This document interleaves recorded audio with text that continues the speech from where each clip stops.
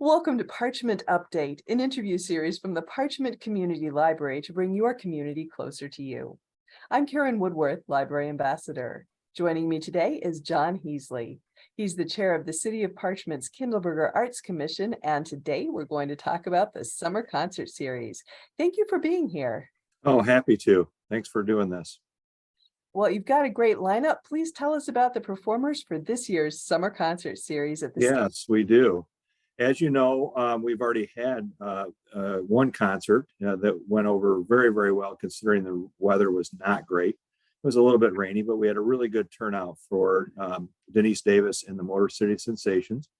I'm hopeful they'll be back next year because I think they're going to be fantastic with a larger crowd. So next on the hit parade would be our closing concert for the festival closing Monday night. As you know, traditionally we used to have the Kalamazoo Symphony do that concert, and they quit doing small parks. They do Bronson Park, but they don't do small parks anymore. And so this year we are really excited to have the Kalamazoo Concert Band, and also with special guest Megan Dooley playing with them. And they are a fantastic band. They play 4 concerts a year, all for free at Chenery Auditorium. Their holiday show is at Miller Auditorium, and that's also free. You just have to ask for tickets. And so it's a great addition to the lineup. And on a side note, our daughter Sydney plays trumpet in that band, so we're very excited to have them in the park this year. Nice to have a personal connection like that. Yeah, it is. It really is, and I know she's excited to be here as well, since she grew up here. Next is Crossroads Resurrection, and that is a blues band, and they play all throughout Southwest Michigan, and tremendous artists and singers and saxophone players, and it's going to be a lot of fun that night. Next up is the Blue Leafs Band, and I'm ashamed to tell you that I don't know much about them, but you can certainly go to their website, which is blueleafsband.com. And after that, there are the perennial favorites in Parchment, Bronk Brothers. Everybody loves Bronk Brothers, local country western, hillbilly rock, whatever you want to call it. They are a good time, a good show. And so they're excited to come back. They call us every year and say, can we play? So it's nice to have the knowledge that they really enjoy that venue that much, that they're willing to come back year after year. Caitlin Rose and the Band of Thorns would be next up on the agenda. Again, that's new to Parchment and to the stage at Kindleberger. Don't know a bunch about them either, but I'm sure we could find them online. People who attend Second Sundays Live might remember Caitlin Rose from the times that she's performed here at the library. Oh, great. I didn't know that. Thanks, Karen. That's awesome. Next up would be Jazay, and they played here last summer and put on a tremendous show. And that is mostly reggae, but some pop stuff as well. And they were tremendous. So I would encourage you to come out to that one as well. The last concert on the series is not something that the Kindleberger Arts Commission handles. It's the Scottish Festival, a night of Celtic music.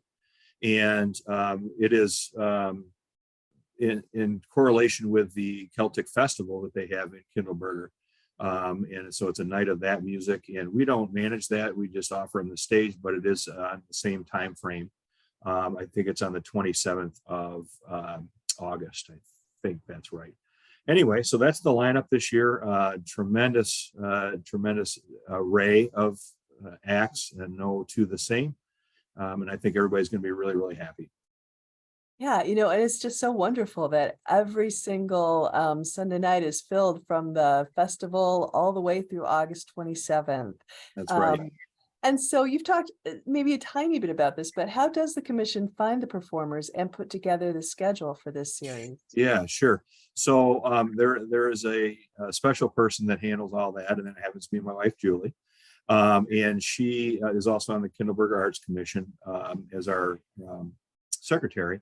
But she's charged with finding the roster. And so basically our commission gives that person, whoever it may be, a budget and says, have at it. And that's what she does. And so a lot of times she's fielding, especially in the late winter, early spring, she's fielding a lot of inquiries from a lot of bands saying, we would love to play in Kindleberger.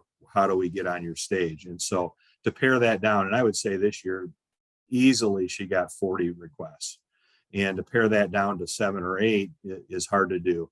On occasion, we'll take a little road trip and go see somebody in a bar or at a festival and see how they sound.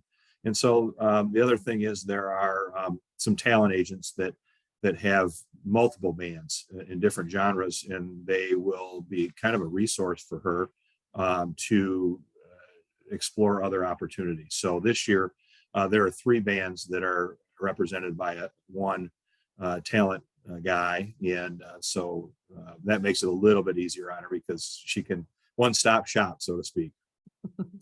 Yeah, well, the summer concert evenings are always such a fun time. Let's talk about some of the practical details now, Sure. starting with how long do the concerts usually last each night? Yeah, so they start at 6:30 promptly, and they are contracted to go to 8 o'clock. A lot of times, if they're having fun and everybody's having fun, they'll go past 8 o'clock. So for sure, you're going to get an hour and a half worth of great entertainment for your no dollars. Okay. And what should people know before they attend? Like, where should they park? Where do they sit? Is there food available, etc.? Sure, that's a great question. There is no seating up at the stage, so you bring your own chair, bag chair, or lawn chair, or a blanket to sit on the ground would be great. The grass is green up there. We water, so it's really a nice atmosphere. There are restrooms provided. There are typically 2 or 3 opportunities for food and beverage. Food trucks mostly.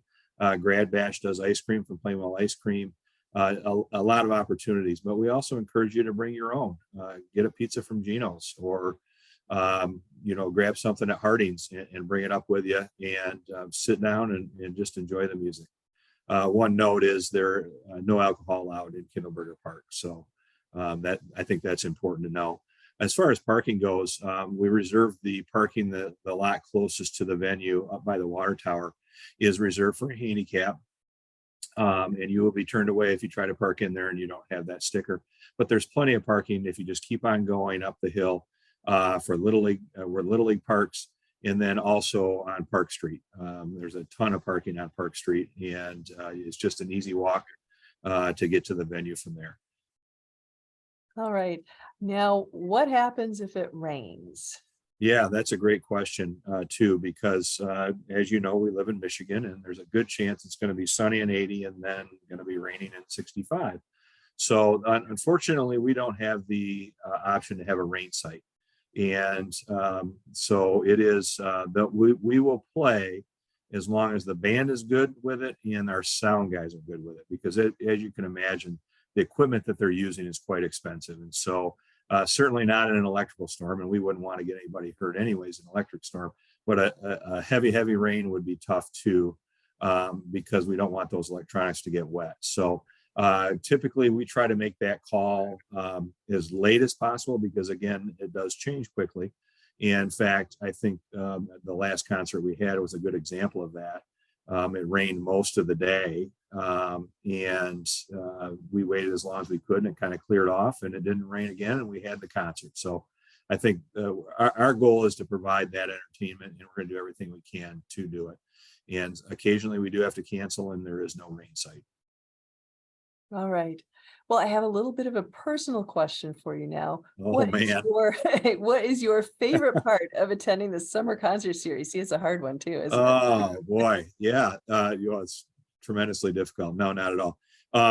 I just, having lived here my whole life, I've lived here for 55 years, and just seeing the community come together and tap their toes as one, I think just it really makes me smile when I'm up there, to know that we're doing something good to bring people together, and really just share an evening together in fellowship. Okay. Well, before we wrap up here today, what else would you like us to know? I think the big thing is all of this information can be found at kindlebergerarts.org. It's a tremendous website. Chris Jordan, our festival director, in a conjunction with our media specialist, puts together a great website. All of the information is there. All of the information on the concerts as well as the information for the 2024 festival would be up there. And so that would be one. And the other is we need help. This is a small group of people. It's a commission of 7, plus Chris, our festival director. And she has committee chairs underneath her, but total group wise, probably about 20 people puts on the festival and the concerts. And so we can always use your help. So if you are so inclined to help us with financial donations, with in-kind donations, or with labor, we're happy to have you. And again, there is at kindlebergerarts.org, there is a tab where you can click and get more information about volunteering or giving. Yeah, that's a really nice part of the website, and it's an easy contact form. I will say I've used that contact form on the website a couple of times and Well, gotten good, responses. good, So it's all working nicely. good. All right. Well, so again, the concert that's wrapping up the Kindleberger Festival is Monday, July 17th at 6:30 p.m. The Kalamazoo Concert Band with special guest Megan Dooley. The rest of the concerts are Sunday evenings in July and August, from July 23rd all the way up through August 27th. All of them start at 6:30 p.m. and all are at the stage at Kindleberger Park.